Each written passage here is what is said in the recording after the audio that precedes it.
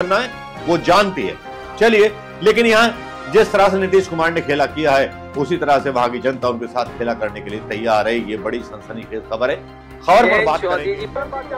जयंत चौधरी जी बहुत सुलझे हुए इंसान हैं, बहुत पढ़े लिखे हैं, राजनीति को वो समझते हैं। मुझे उम्मीद है कि किसानों की लड़ाई और उत्तर प्रदेश की खुशहाली की तरफ जो संघर्ष चल रहा है उस लड़ाई को वो कमजोर नहीं होगा।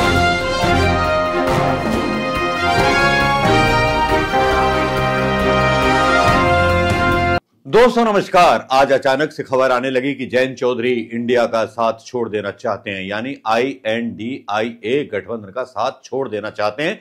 और इस पर बहुत सारे खुलासे होते रहे।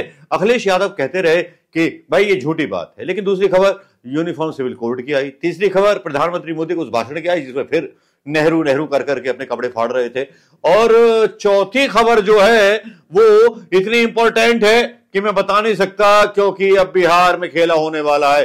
जिस तरह से नीतीश कुमार प्रधानमंत्री मोदी के साथ मिले, अपनी सरकार बनाने को लेकर के बड़े आश्वस्त थे, क्योंकि पलटू राम ने तो ये धर्म बना लिया है। ऐसे नेताओं का यही धर्म होता है कि लोकतंत्र से ऊपर, संविधान से ऊपर उनकी सत्ता होती है। इतने लालची नेता कहीं देखें? उन्हें अपनी सत्ता प्यारी होती है, अपनी कुर्सी प्यारी होती है। क्या लेना देना जाति के लोगों से, क्या लेना देना बिहार की जनता से? भाड़ में जाए बिहार की जनता, मूर्ख है जो वोट दे करके इनको जो है चुन लेती है। जब देखते हैं कि बीजेपी के खिलाफ माहौल है तब तेजस्वी यादव और कांग्रेस के साथ आ जाते हैं।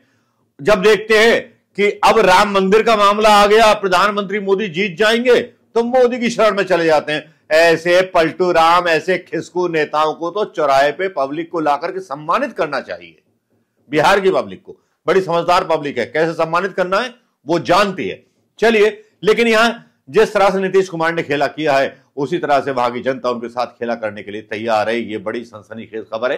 खबर पर बात करेंगे जयंत चौधरी के बारे में भी, लेकिन दोनों खबरों को एक साथ थोड़े थोड़े पार्ट को देकर के बताऊंगा मैं आपको। दोस्तों, कहानी यह हुई है कि बिहार में पलटने जा रही है बाजी, क्योंकि 12 फरवरी को तेजस्वी सरकार, जब फ्लोर टेस्ट होगा, तेजस्वी सरकार गिरा देंगे। 12 फरवरी दिन याद रखिए, महीना याद रखिए और डायरी में नोट कर लीजिए ये बात, क्योंकि दावा यह किया जा रहा है कि कई सारे जो विधायक हैं नीतीश कुमार जी के, जो पाला बदलने से परेशान है, वो तेजस्वी यादव के संपर्क में है।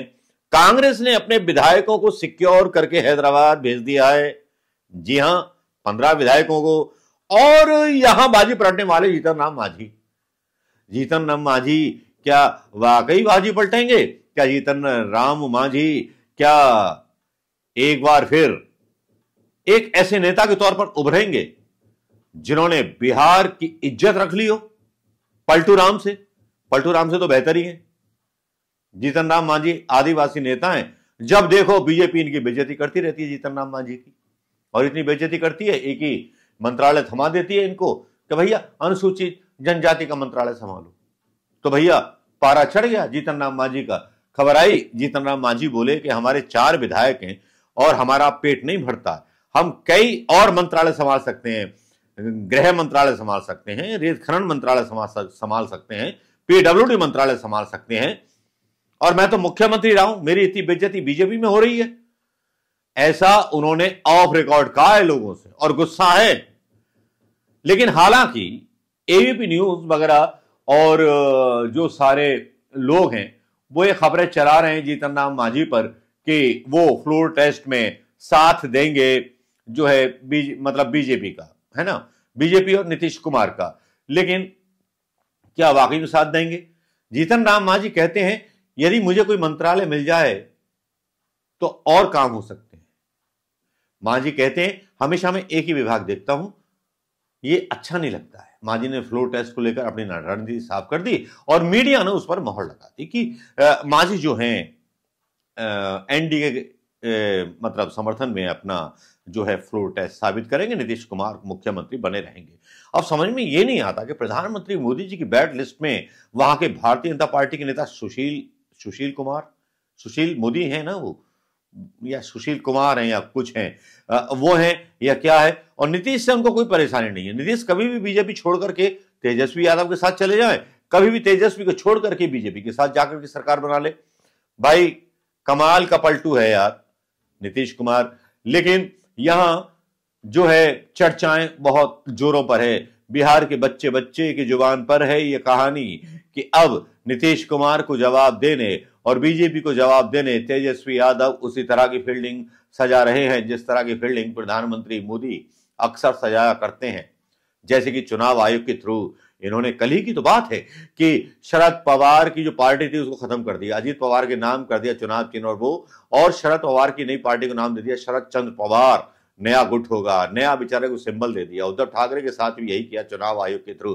तो प्रधानमंत्री मोदी जी संसद में मतलब झूठ बोलते हुए अच्छे नहीं लगते, शेरों की बात करते हैं, मतलब एक ऐसा मतलब विद्रूप भाषण देते हैं जिसको सुनकर के हर आदमी खून खौलने लगे। कोई किसी भी देश या पाकिस्तान को ले लीजिए, पाकिस्तान सबसे बेकार देश है, तानाशाही वहां रहती है। क्या कभी किसी नेता ने भुट्टो को गालियां दी? क्या कभी किसी नेता ने जिन्ना को गालियां दी? ना ना ना। लेकिन हमारे देश में संघी जो माफी मांगते थे, आज सत्ता उनके हाथ में है और सत्ता उनके कामों से हाथ में नहीं है। राम मंदिर बना दो, जय श्री राम, जय भोलेनाथ, बस इसी के पीछे छुप करके अपनी सरकार बनाते रहते हैं। लेकिन यहां खेला बड़ा होने वाला है। अब दूसरी खबर पर चलते हैं दोस्तों, जयंत चौधरी की। जयंत चौधरी के बारे में ये बात कही जा रही है कि जयंत चौधरी जो हैं उनकी जो है सेटिंग बिगड़ चुकी है और उनका जो है मेल मिलाप हो चुका है किसके साथ? बीजेपी के साथ। यहां जब जयंत चौधरी के ऊपर खबर आती है तो यहां बड़ी हलचल मचना स्वाभाविक हो जाता है और ट्विटर पर भी इसके बारे में चर्चाएं चलने लगती हैं। इसके बारे में सफाई देते हुए अखिलेश यादव नजर आते हैं। स्पेकुलेशंस हर चुनाव के पहले चलते हैं। 14 का चुनाव हो, 17 का चुनाव हो, 19 का चुनाव हो, 22 का चुनाव हो और अब 24 का चुनाव है। हम पूरी तरह तटस्थ हैं। अगर आदरणीय जयंत चौधरी जी सत्ता में भागीदारी चाहते तो 14 में भी मिल जाती, 17 में भी मिल जाती, 19 में भी मिल जाती, 22 में भी मिल जाती। लेकिन हमने मूल मुद्दों का पे संघर्ष। जयंत चौधरी जी बहुत सुलझे हुए इंसान हैं, बहुत पढ़े लिखे हैं, राजनीति को वो समझते हैं।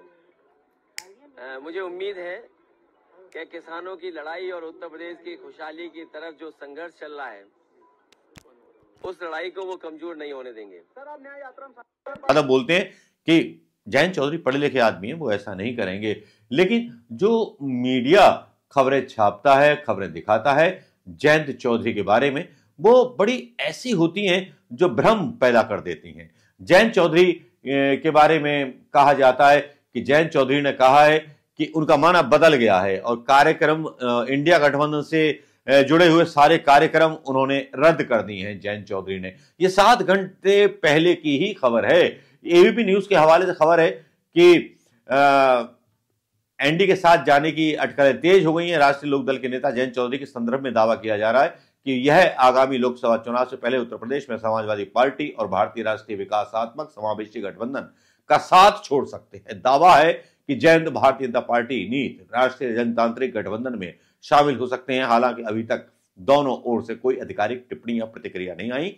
इस बीच जयंत चौधरी ने पार्ट के 2 कार्यक्रम रद्द किए हैं, जिसके बाद उनके एनडीए में जाने की अटकलें तेज चल निकली हैं। उसमें से पहला कार्यक्रम 12 फरवरी को छपरौली में होना था, जहां उनके पिता अजीत चौधरी की जयंती पर उनकी 12 कुंटल वजन की आदमकद प्रतिमा का लोकार्पण होना था, जिसे फिलहाल के लिए टाल दिया गया है। इसके अलावा दूसरा मथुरा में युवा सम्मेलन कार्यक्रम रद्द हुआ, जिसे टाल दिया गया।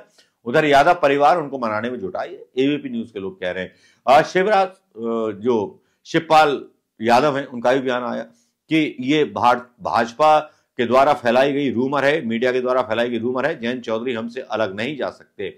लेकिन साथ साथ ये भी बताया जा रहा है कि जो खबरें हैं, जो मीडिया बता रहा है कि जयंत चौधरी अखिलेश यादव के प्रस्ताव से नाराज चल रहे हैं। सपा ने आरएलडी को जो 7 सीटें दी हैं, उनमें 4 सीटों पर राष्ट्रीय लोकदल के सिंबल पर सपा के उम्मीदवारों को लड़ने का प्रस्ताव किया गया है, जिसके बाद से जाट कार्यकर्ताओं द्वारा उन पर गठबंधन तोड़ने का दबाव है। वहीं एनडीए में उन्हें 3 से 4 सीटों का ऑफर किया जा रहा है लोकसभा की। उनमें मथुरा बागपत की सीटें आरएलडी को दी जा सकती है। भाई कुछ भी कह लीजिए, कैसा भी कह लीजिए, अब जहां तक बात है हर चीज की, हर नेता को अपनी पड़ी हुई है। क्योंकि जिस तरह से प्रधानमंत्री मोदी जी ने राम नाम और राम मंदिर, और अभी तो योगी ने फिर मंदिर का नाम देना चालू कर दिया है। परेशानी क्या है कि धर्म वो अफीम का नशा है कि जो 99% लोगों के दिमाग पर सवार रहता है, अच्छा बुरा नहीं सोचता। जब धर्म की बात आएगी तो चाहे देश पर विदेशी आक्रांता कब्जा कर ले, उसी का साथ देगा जो सबसे बड़ा झूठ। दोस्तों, एक तरफ तेजस्वी यादव है, एक तरफ जयंत चौधरी हैं। अगर जयंत चौधरी के बारे में अफवाहें सच मानी जाएं तो इससे क्या साबित होता है कि मौकापरस्त गठबंधन, मौकापरस्त नेता नीतीश कुमार, मौकापरस्त नेता, मौकापरस्त गठबंधन, क्या यही हिंदुस्तान की जनता को मिलता रहेगा? क्या जनता के टीचरों को दौड़ा दौड़ा करके पीटा जाता रहेगा? बेरोजगारों को दौड़ा दौड़ा करके पीटा जाता रहेगा? सरकार के खिलाफ बोलने वाले लोगों को जेल में ठूंस दिया जाएगा?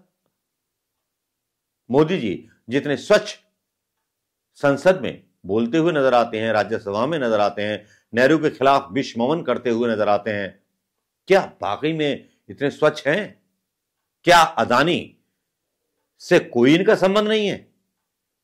क्या पुलवामा के कांड से इनका कोई संबंध नहीं है? इतिहास क्या लिखेगा इनके बारे में? एक दिन आएगा जब लोगों की आंखें खुलेंगी। दोस्तों नमस्कार, जय हिंद दोस्तों।